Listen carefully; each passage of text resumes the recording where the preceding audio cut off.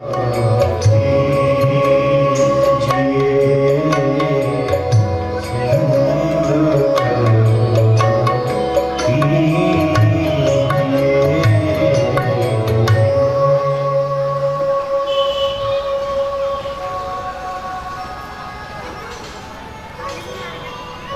मेरे आराध्य देव,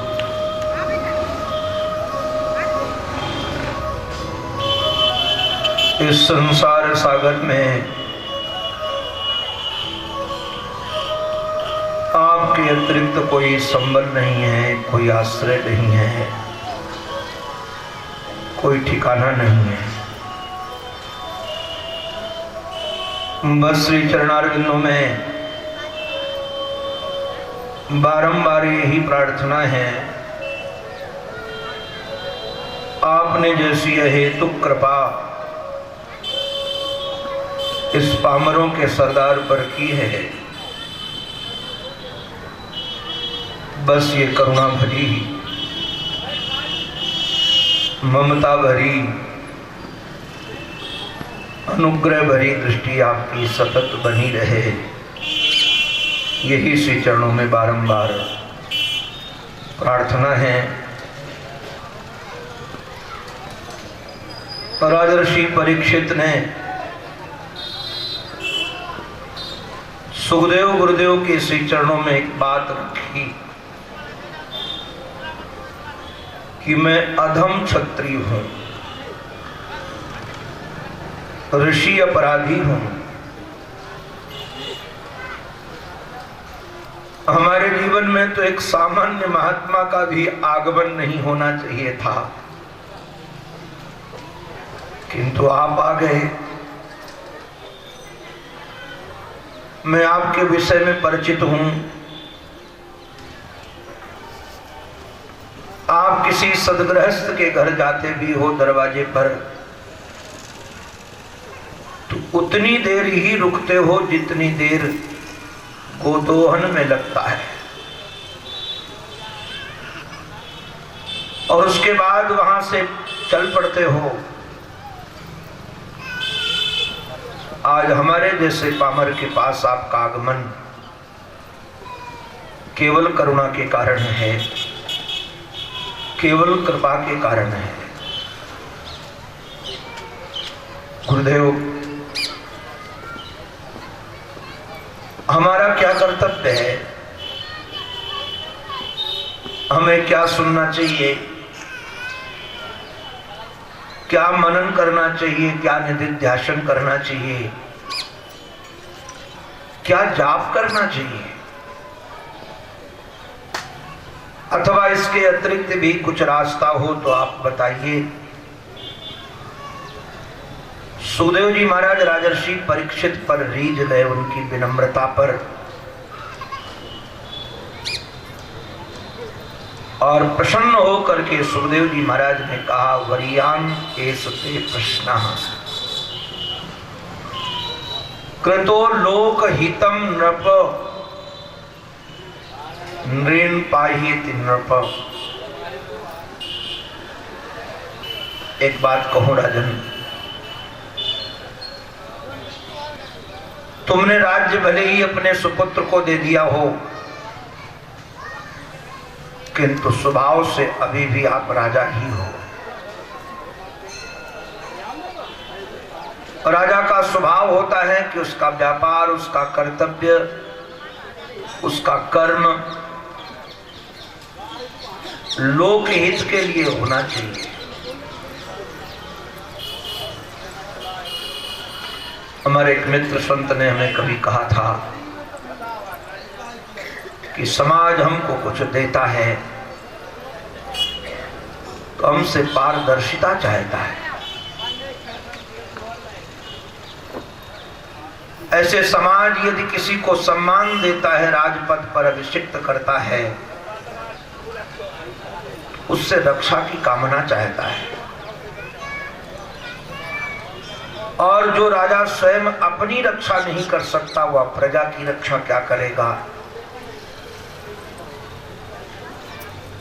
और व्यक्ति अपनी रक्षा तब करेगा जब वह अपने से बहुत प्रेम करता होगा।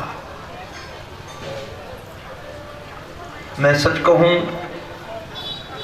जो अपने से प्रेम नहीं करता वह किसी से भी प्रेम नहीं कर सकता है। प्रेम की पाठशाला अपने से प्रारंभ होती है। तुम राजा हो, आज तुम्हारा प्रश्न सचमुच में लोकहित के लिए है। कलयुग पर निग्रह करने निकले थे तब भी लोकहित के लिए। आज कलयुग के द्वारा ठगे जाने पर भी आपने लोकहित की कामना छोड़ी नहीं। राजन, एक बात कहें, सावधानी पूर्वक यह सुनना चाहिए सबको।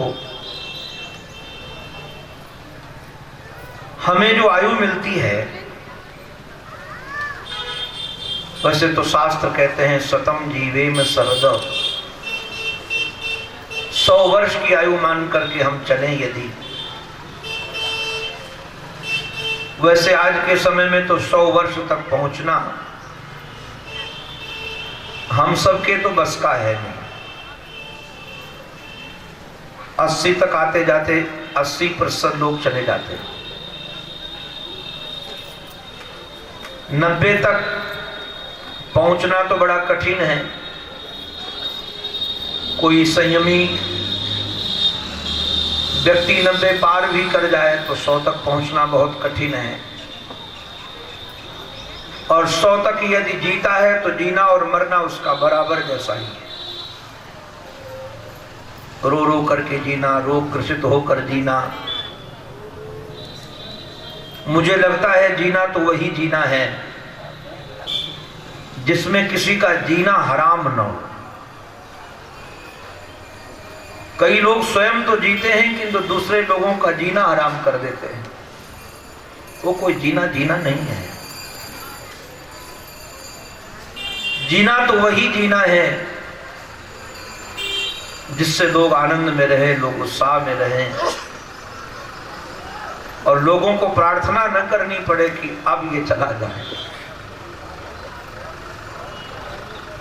तो मानो 70-75 साल तक की आयु आप मान लीजिए,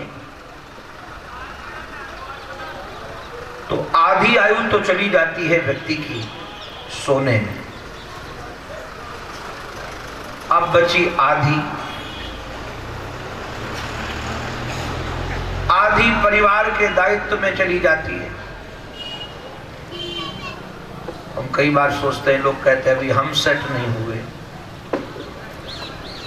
अपने को सेट करते करते फिर जीवन ही अपसेट हो जाता है।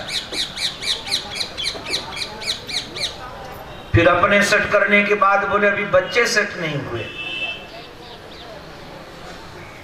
फिर बच्चों के बाद बच्चों के बच्चे। ये गणित कभी पूरा होता नहीं है। सुखदेव जी महाराज कहते हैं, देखो तो सही, तेसाम प्रमत्तो निधनम पश्यन्नपि न पश्यति। ये बावरे नशे में रोज मरते हैं किंतु अपना मरना देखते ही नहीं। निधनम पश्यन्नपि न पश्यति। अरे बाल अवस्था मर गई तब हम जवानी पाए, और जवानी भी मर रही है। हम चाहे न चाहें एक एक सांस लेते हैं तो हम मृत्यु की ओर यात्रा करते हैं। हम सोते हैं तो मृत्यु की ओर जाते हैं, जागते हैं तो मृत्यु की ओर जाते हैं। किंतु वारे वाह ये मोह का नशा जो हमको मृत्यु का एहसास होने के बाद भी एहसास होने नहीं देता है। हमने देखा कि हमारे पिता मर गए, मां मर गई, हम बचा नहीं पाए। ऐसे ये भी एक दिन शरीर चला जाएगा, इसको भी कोई बचा नहीं पाएगा। किंतु वारे वह मोह, ऐसा लगता है कि वो चले गए, किंतु अपने राम तो रामदेव जी वाला प्राणायाम करते हैं और उनका च्यवनप्राश खाते हैं, इसलिए अपने तो मरेंगे नहीं। चाहे कोई प्रयास करो, चाहे कोई च्यवनप्राश खाओ, मौत निर्धारित है, वो तो आएगी ही आएगी। इसलिए जीवन का एक परम लाभ है, अगर वो आपने जीवन में प्राप्त कर लिया तो समझ जाना कि आपका जीना जीना रहा, नहीं तो जी करके भी हम मरते रहे। ये परम लाभ क्या है, ये भागवत बता रहा है हमें। भागवत माने भगवान।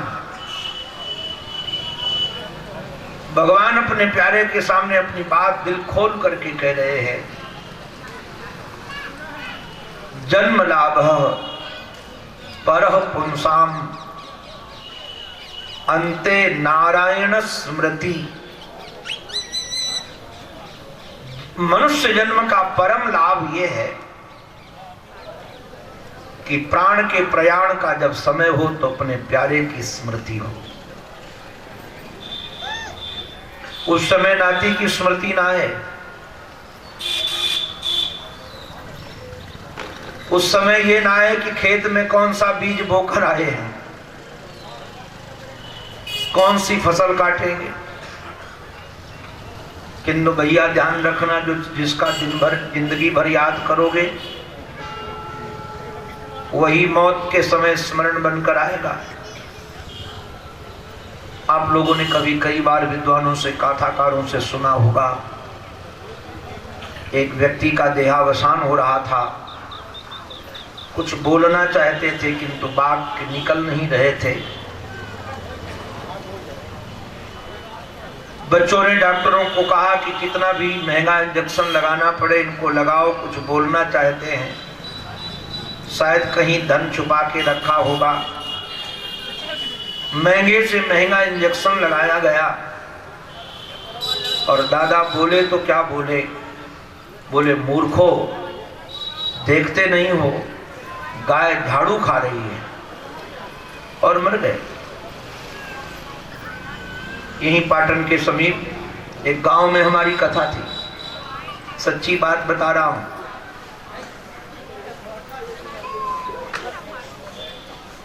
कथा के दूसरे जिस दिन समापन हुआ उसी दिन की घटना है। मुझे जल्दी निकलना था तो स्नान करने के लिए जा रहा था, तो सुबह 4 बजा होगा। उस घर की सबसे वयोवृद्ध दादी अभी मर गई है, तभी बता रहा हूं, जिंदा होती तो बोलता नहीं। सुबह सुबह दीपक जला करके, वहां प्रकाश नहीं था, कुछ खोज रही थी, इकट्ठे कर रही थी। मैंने धीरे से पूछा कि दादी कुछ गिर गया है, कुछ खो गया है? उन्होंने कहा नहीं पंडित जी, कुछ खोया नहीं है। तो हमने कहा क्या खोज रही हो? तो कमर सीधी करके बोली, पंडित जी ये हमारे रिश्तेदार चोर हैं और कथा में आए थे कहीं चम्मच और गिलास चुरा के न ले जाए, इसलिए मैं संभाल संभाल के रख रही हूं। सच्ची बात है, मर गई, एक भी चम्मच नहीं ले जा पाई। अगर एक भी चम्मच ले जाती तो हमको प्रसन्नता होती कि चम्मच तो ले गई। मौत के समय भी व्यक्ति कोई घर में रखता है, ये संभाल के रख लो, ये संभाल के रख लो, ये वस्तु रख लो, ये रख लो। कारण क्या है कि हमने सारा जीवन जड़ के चिंतन में लगा दिया। सावधान, अपने चिंतन को परमात्मा से जोड़ो, तब परमात्मा की स्मृति आएगी। उनके चिंतन में अपने जीवन को लगाओ। सुखदेव जी महाराज ने कहा, राजर्षि परीक्षित, वैसे तो मैं निर्गुण का चिंतन करने वाला था, हमारी आराधना निर्गुण की आराधना थी, किंतु गृहीत चेता राजर्षे। अरे राजर्षि, सुखदेव जी महाराज इनको राजर्षि इसलिए कहते हैं, सुखदेव जी महाराज राजर्षि परीक्षित का बड़ा सम्मान करते हैं। क्यों सम्मान करते हैं, कारण क्या है? एक तो कारण यह है कि सुखदेव जी महाराज जानते हैं कि संपत्ति छोड़ने में कितना कष्ट होता है, पद छोड़ने में कितना कष्ट होता है। अगर एक बार पद मिल जाता है तो लोग यही समझते हैं कि सदा सर्वदा हम इसी पद पर बने रहे, हम मर जाएं किंतु पद न छूटे। अब एक सज्जन को मैं सुन रहा था, उस सज्जन ने कहा कि लोगों ने तो हमको परमानेंट मुख्यमंत्री बना दिया, अब हम परमानेंट मुख्यमंत्री हो गए। हमने सोचने लगा, मैं विचार करने लगा कि परमानेंट तो हम मनुष्य भी नहीं, परमानेंट हम मुख्यमंत्री क्या बनेंगे। किंतु पद से हम ऐसे चपक जाते हैं कि पद छोड़ना नहीं चाहते। और नारायण क्या कहेंगे, जवान थे राजर्षि परीक्षित, बड़े बड़े राजा महाराजा इनके चरणों में ला करके संपत्ति रखते थे और हाथ जोड़े खड़े रहते थे, महाराज क्या आज्ञा है आपकी। किंतु जो सुना कि ऋषि कुमार ने हमको श्राप दे दिया है, तुरंत छोड़ दिया। अपने को बचाने के लिए कोई प्रयास भी नहीं किया कि हम कुछ प्रयास करें, डॉक्टर के पास जाए, वैद्य के पास जाए, रक्षा सुरक्षा की बात करें, तुरंत। और तुरंत ये वही छोड़ सकता है जिसको कभी पहले से तैयारी रही हो। जिसने कभी पहले से तैयारी नहीं की होगी वो कभी छोड़ नहीं पाएगा। इसलिए इस त्याग पर बलिहार हैं सुखदेव। उन्होंने कहा, गृहीत चेता राजर्षे, हे राजर्षि, हमारे चित्त को गृहीत कर लिया, पकड़ लिया। किसने पकड़ा? भगवान की कथा ने। हमने गुरुजनों से सुना है, जब सुखदेव जी महाराज विरक्त बन करके चले गए थे, वेदव्यास जी महाराज को जिस समय श्रीमद् भागवत महापुराण की प्राप्ति हुई, अपने शिष्यों को भागवत पुराण की चर्चा याद कराई। ये ऋषि कुमार जब संविधा लेने के लिए बन जाते थे, जहां विरक्त शिरोमणि श्री सुखदेव बैठ करके ध्यान करते होते थे, स्वर से गाते थे ब्रह्मचारी ऋषि कुमार, बरहा पीदम नटवर बपुक कर्णयो कर्णिकारम बिभ्रद वासक कनक कपिशम भैजयंतीम च मालाम रंध्रान वेणु रधर सुदय पूरयन गोपवृंदैहि वृंदारण्यम स्वपद रमणम प्राविशत गीत कीर्ति। सुखदेव जी महाराज ने आंख खोल करके देखा, पूछा कि और सुनाओ, जो इतने सुंदर हैं उनकी चर्चा और सुनाओ। ऋषि कुमार बोले, इतना ही आता है। आंख बंद करके बोले, कोई सुंदर होगा, मुझे क्या लेना देना है। मैं कई बार लोगों को निवेदन करता हूं, संसारी प्रभाव देखता है और सज्जन व्यक्ति स्वभाव देखता है। स्वार्थी व्यक्तियों को होता है कि इसका प्रभाव कहां कहां है, अगर इससे संबंध जोड़ेंगे तो हमको किस किस से लाभ मिल जाएगा। किंतु सज्जन पुरुष प्रभाव से बहुत ज्यादा प्रभावित नहीं होता है, स्वभाव से प्रभावित होता है। सुखदेव जी महाराज भी भगवान के प्रभाव से बहुत प्रभावित नहीं हुए, किंतु जब ब्रह्मचारियों ने अहो वकीयम स्तनकाल कूटम जिघांसय पाए यद्यप्य साध्वी लेभे गतिम धातृचिताम ततोन्यम कंबा दयालुम शरणम ब्रजेम। जब स्वभाव की चर्चा सुनी कि श्री कृष्ण के पास वह पापनी बकी पूतना अपने स्तनों में कालकूट जहर लगा करके गई, मारने के लिए गई, जिघांसया, मारने की इच्छा से। कोई स्तुति करने नहीं गई थी, कोई पूजा करने नहीं गई थी, मारने गई थी। किंतु हमारे जीवन धन श्री कृष्ण ने उसको वो गति दी, वो गति दी जो मां को गति मिलनी चाहिए। हमारे तुलसीदास जी महाराज कहते हैं, ऐसो को उदार जग माही, बिन सेवा जो द्रवय दीन पर राम सरिस को नाही। गई मारन पूतना कुछ काल कूट लगाई, मातु की गति दई ताहि कृपालु यादव राय। ऐसे कृपालु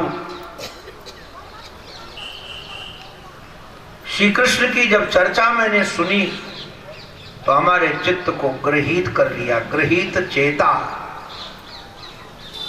राजर्षि मेरा चित्त पकड़ा गया है। और बहुत बढ़िया बात है, मन पकड़ा नहीं गया, बुद्धि नहीं पकड़ी गई। मन और बुद्धि पकड़ने के बाद कई बार होता है व्यक्ति छूट जाता है। अगर मन गृहीत हुआ होता तो ये मन कभी